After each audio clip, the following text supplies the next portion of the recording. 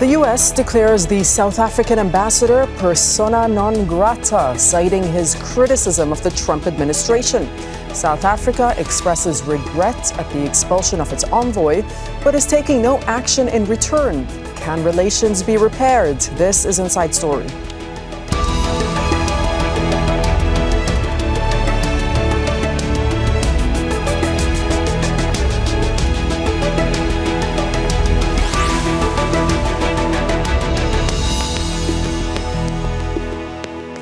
Hello and welcome to the program. I'm Dareen Abughaida. Diplomatic relations between the U.S. and South Africa have hit a new low after Ambassador Ebrahim Rasool was told he was no longer welcome in the U.S.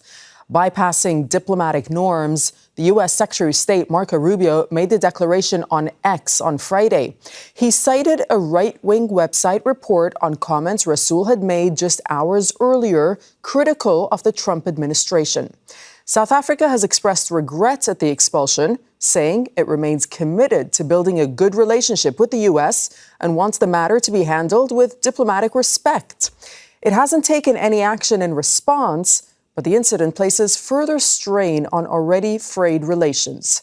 South Africa's genocide case against Israel at the International Court of Justice, ties with Iran, and a new land reform law are some of the difficulties.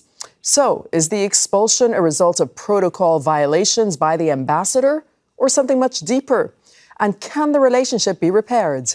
We'll try to find out from our guests shortly. But first, this report from Laura Khan. Obviously, we're going to wait for a race-baiting politician who hates America and its president. Strong words from U.S. Secretary of State Marco Rubio about South African Ambassador Ebrahim Rasool before Washington expelled him from his diplomatic post. Rubio refers to a news article on the far-right website Breitbart, which reported that Rasool had referred to the Make America Great Again movement as white supremacist. South Africa's response to the expulsion of its diplomat was measured, with the presidency saying it remained committed to a mutually beneficial relationship. Since he returned to office, President Donald Trump has been critical of the country. Last month, he signed an executive order cutting off U.S. aid. He accuses the government of doing terrible things, referring to a new law allowing the state to expropriate land for public purposes, in some cases without compensation. And although no land has been seized, senior White House advisor Elon Musk, who was born in South Africa, described the legislation as racist ownership laws. It also rejected Musk's claim that his Starlink satellite company can't operate there because he's not black. The state telecoms operator says Starlink hadn't applied for a license. Likely adding tension, last month the US skipped G20 meetings in South Africa, which currently holds the rotating presidency.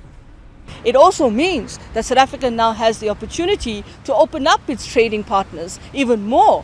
I mean, we just come out of the 8th EU-South Africa summit. We saw the 4.4 billion euro investment package around critical areas like just energy, manufacturing, vaccine production.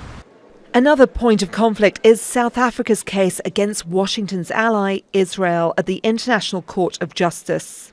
The efforts of South Africa to take the state of Israel to the ICJ, and also by taking Netanyahu to the International Criminal Court for war crimes. So that has actually the core of the dispute. Some diplomatic analysts believe Rasool's comments overstepped his role as ambassador and that a departure from protocol resulted in his departure. South Africa has made it clear that it will not expel an American ambassador in response. Laura Khan for Inside Story, Al Jazeera.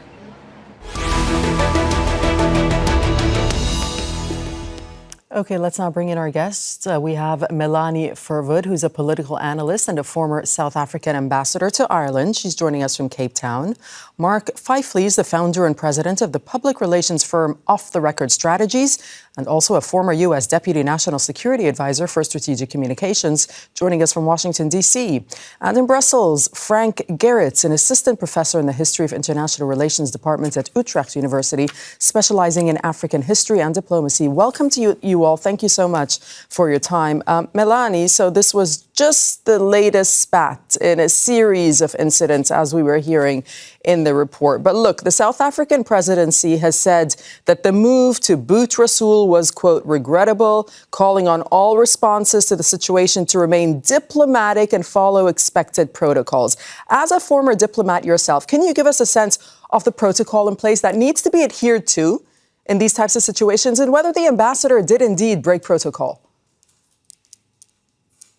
Well, I mean, I wasn't on the webinar where these comments were made, nor have I been able to find a full transcript of his speech. So it's a bit difficult to comment exactly on what he said, whether he broke protocol. But it's important to note that Ebrahim Rasool, yes, he was an anti-apartheid activist, and yes, he was a politician, but he's also a seasoned diplomat. In fact, he was South Africa's ambassador to Washington between 2010 and 2015, so when Barack Obama was there, and, generally was lauded as a very, very good ambassador. So I think that's the first point to make. Secondly, yes, of course, from time to time, ambassadors do things that annoy the host country and upsets them, or they make mistakes. But there are usually then steps that are taken long before ambassadors get expelled.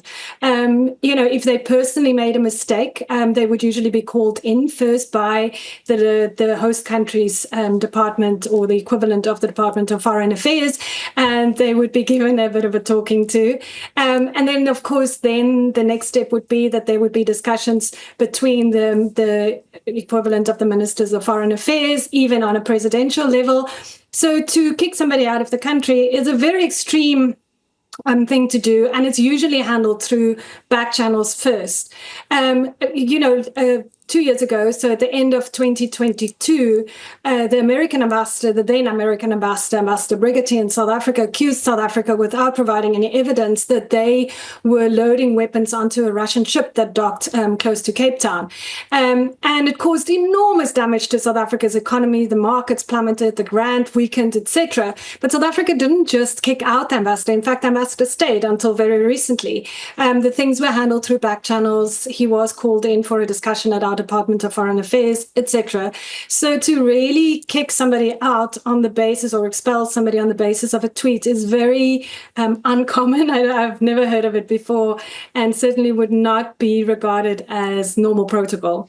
Look, but just one more for you, Melanie. I mean, from the Trump perspective, from the Trump camp, Marco Rubio says that Rasool is a, quote, race-baiting politician, referring to these comments he made, accusing Trump of promoting global white supremacy. I mean, is it within the remit of an ambassador to say such things?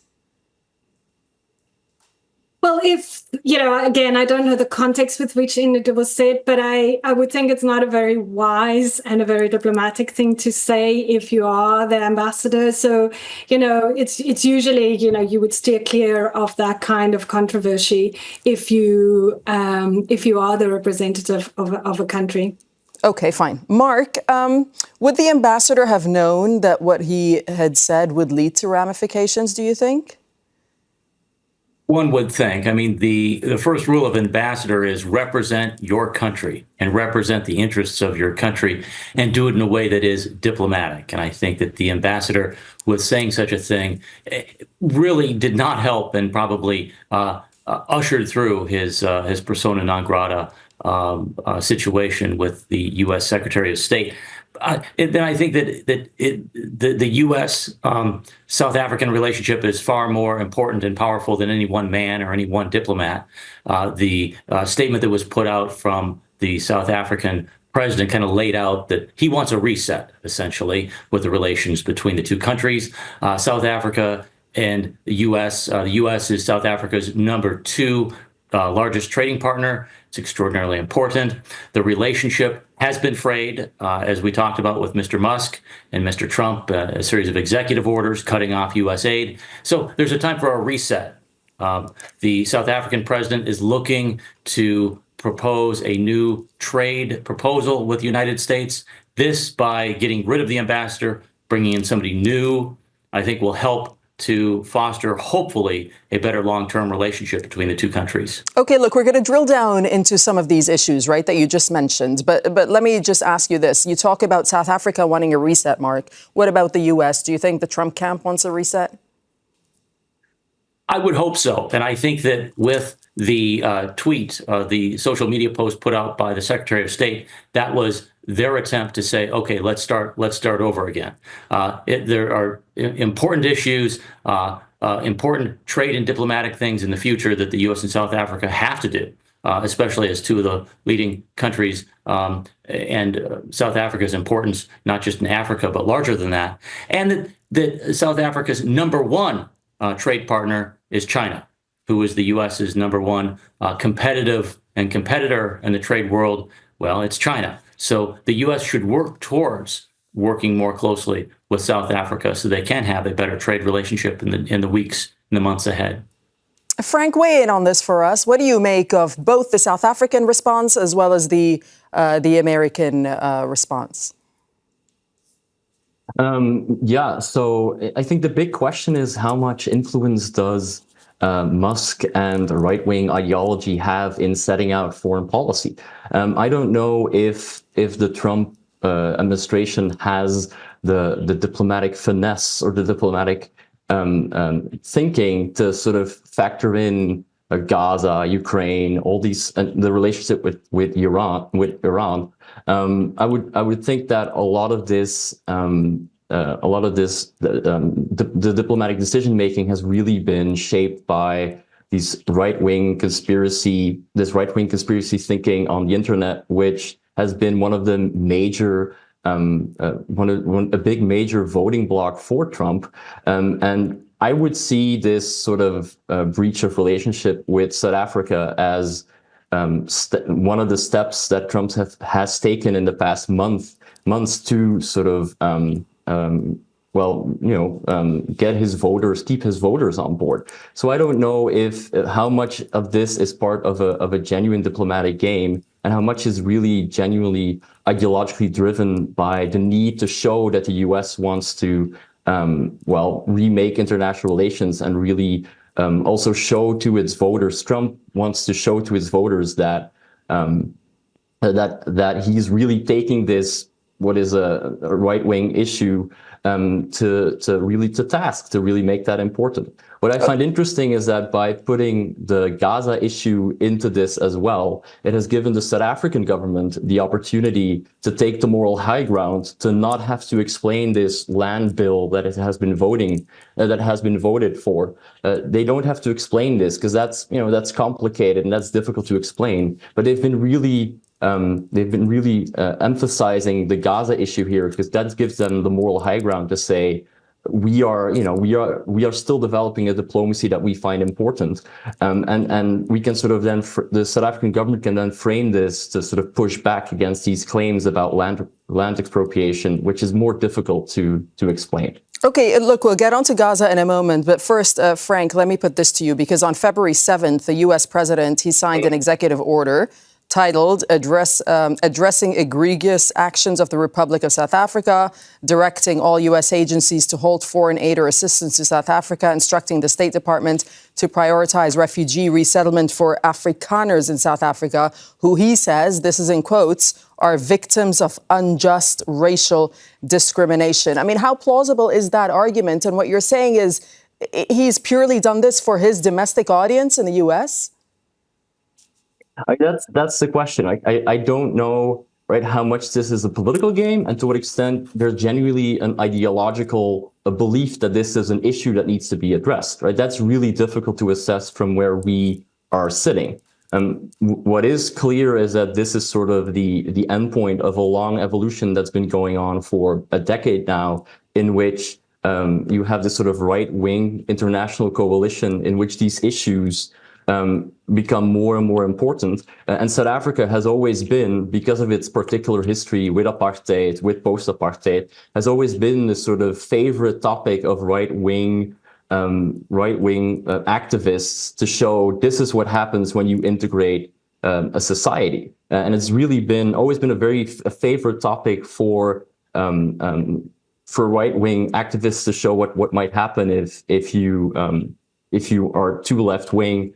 And it really sort of plays into into the diversity agenda that the Trump administration wants to undercut. So I don't really see how this is anything else than that. I would need to be convinced that it's more than simply another step in this long line of decisions that the Trump administration has been taking for the past month, in really showing that his agenda is that he wants to execute his agenda. Frank, I see you nodding along with what Mark has to say, so I'll let you just jump in there and tell us what you're thinking at the moment. And also, how far back do you believe relations go between the right-wing Afrikaners in South Africa and the right wing in the U.S.? I think for the U.S., they need to focus on what do they actually want to accomplish. I think that the worry, if I was a U.S. Business or financial entity, it's South Africa has a choice. They could potentially join a more broader coalition, such as the BRICS group that involves Russia and Iran and Brazil and other non-U.S. entities, non-Western entities, and work more on a potential trade partnership, global currency, and be a real competitor to the U.S. if they chose to do so. And the U.S. has to be cognizant of that. Mr. Trump right now is in the middle of a tariff war with his neighbors, with Europe, with China, and the economy is on the brink right now. We've seen a dramatic lowering of the U.S. stock market. It's lost a great amount of valuation over the last several weeks. And we're kind of working in kind of a difficult spot financially, globally, and economically. And I think that's the worry on a lot of people's minds. And this is not the time, I think a lot of people in U.S. business and finance are saying, to pick another war with another country over something like this, especially as several of your other guests said, about politics and about kind of long-seated challenges that the two countries have had with different factions of the U.S. electorate. So I think there's real difficulty right now, and America should take a step back. I appreciate the South Africans and the statement that was put out by the African president, the South African president, where he essentially said, okay, let's start over. Essentially, they said, our ambassador made a mistake, recalled coming back. We'll come back with a new representative, and let's start over again. And hopefully, Mr. Trump sees that. Melanie, look, Trump's order, the one I was referring to a moment ago on February 7th, does mention the accusation of genocide that was leveled against Israel by South Africa, but really focuses on the South African government's affirmative action policies, right? But can you, or explain to us what role you think that the Gaza war and South Africa's case at the ICJ has played here? And is the U.S. really unhappy about what some say is South Africa's strengthening of its international standing because of this case that it took to the ICJ? Look, can I just first say around the land issue and the discrimination that President Trump is saying that's happening in South Africa against white, and particularly against Afrikaners. I'm obviously a white, and I am an Afrikaner, and both sets of grandparents were farmers. And the accusations are just completely and utterly incorrect. President Trump has been misled by a small right-wing lobby group of Afrikaans-speaking people in South Africa who clearly have access to role players in America, and have misled him. It's just factually absolutely untrue. And in fact, the legislation that was passed is completely in line with most European countries, as well as an American legislation when it comes to expropriation by the state. There has been no expropriation of properties in South Africa since 1994, despite the fact that whites at that stage was owning about 98% of the land. And secondly, the discrimination against whites is just not true. We have a constitution prohibits that. In terms of Gaza, it's difficult to know exactly. I mean, clearly it must have played some role to add to the whole conflict situation. But, 32 countries have now come out and supported South Africa in terms of this court case. And we don't see similar reactions to them. So it must have added to the issue. But clearly, that seems like the race issues in South Africa, the falsely accusations about race discrimination in South Africa played the bigger role, or was the sort of final straw on the camel's back that led to the executive order? Okay, Frank, Elon Musk, of South African origin, of course, has the president's ear. Is there a role that Elon Musk has played in all of this? I mean, he's recently accused South Africa of discriminating against him by not allowing his Starlink satellite internet service to operate there. I mean, I think the influence is undeniable. I mean, it must be really weird if that didn't play a role in this decision. What I think is striking is the extent to which Elon Musk seems to misunderstand the issue, being from South Africa himself, because the land expropriation bill, as has been said, is an improvement on an apartheid era law that didn't really make that much sense. And what you see happening here, I think, is a fundamental misunderstanding by the U.S. administration to understand what is actually going on in South Africa. Let's remind the viewers that that Trump, in his State of the Union, talked about Lesotho. Who knows what Lesotho is? Which sort of was this baffling admission of not understanding how South Africa is organized, how that part of the world is organized. And I think a lot of that really is now sort of coming to the fore, where the Trump administration doesn't understand that in South Africa, there's been a long-standing discussion about land. There's been a lot of unhappiness about the results that came with the end of apartheid, and that discussion was sort of integrated in a lot of discussions about decolonizations in 2015, the Fees Must Fall protest, where students were unhappy about fee hikes at universities, and all this sort of debate about fundamental inequality in South Africa that then is being tackled in a South African setting. And then the U.S. administration looks at this from the outside and completely pulls it into their own framework of, oh, this is a diversity issue. This is an issue where people are being mistreated, and there's sort of dishonesty when it comes to handing out the economic benefits. Right. And I think that's the most baffling thing here. Okay, Mark, what about the issue of Ukraine and Russia, right? The war there, because some in fact say, look, relations became strained between the South Africa and the U.S. even under the Biden administration, when South Africa had taken that non-aligned stance on the war between Russia and Ukraine. I think that's right. I think that this has been simmering for some time, leading back to Russia's invasion of Ukraine. And then you add the added elements of Mr. Trump's victory, then his outsized advisor, Mr. Musk, coming into the picture with the baggage that he brings in as his citizenship of South Africa. Now you bring in Gaza and the international courts and the attempts to bring that forward with genocide claims. All that together means that the U.S. and South Africa have a difficult row ahead. But I think that bringing in a fresh ambassador and somebody, this is what Mr. Rasool should have been doing, was having these conversations with the incoming Trump administration. And I think instead of that, he was obviously simmering potentially with some emotions that allowed him to then go on that website and have that conversation that then made its way into the right-wing media. Look, Mark, Melanie, I'll come over to you in just a moment. But Mark, because you were saying a moment ago that there are obviously close trade relations between South Africa and China, for example. So if you look at the broad implications of all of this, does this then push South Africa to look elsewhere, to other countries?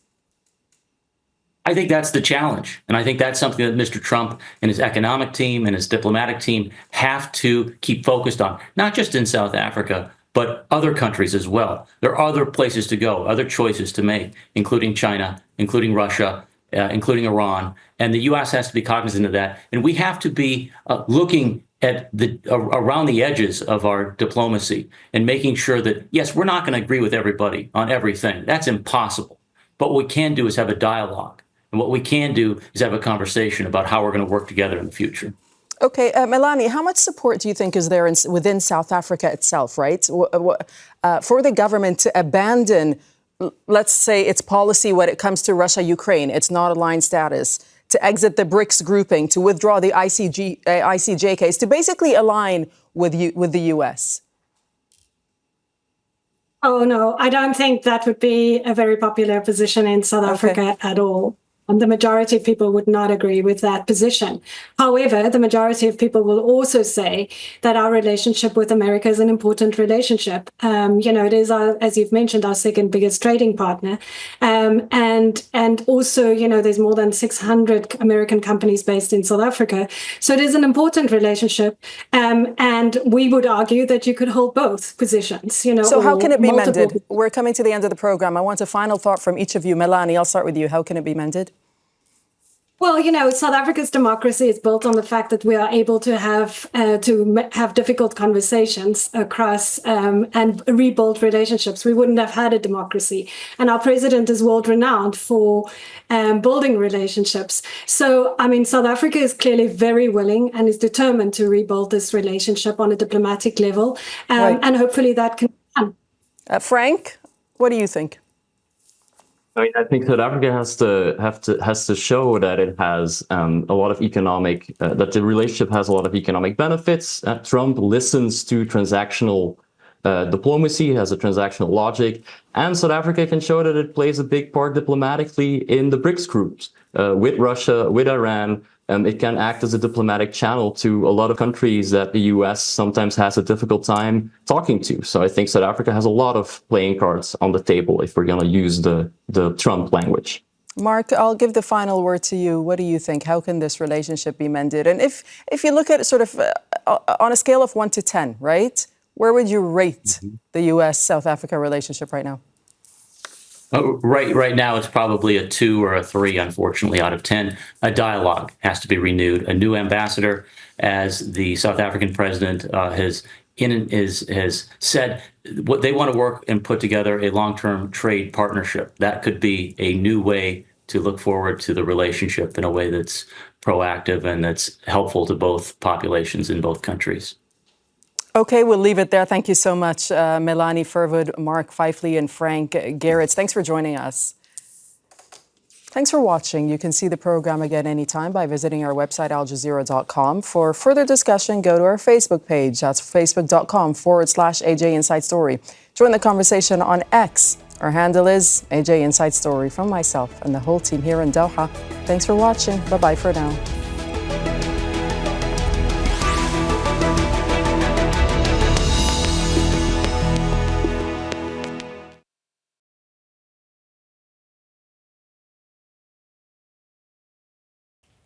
Make sure to subscribe to our channel to get the latest news from Al Jazeera.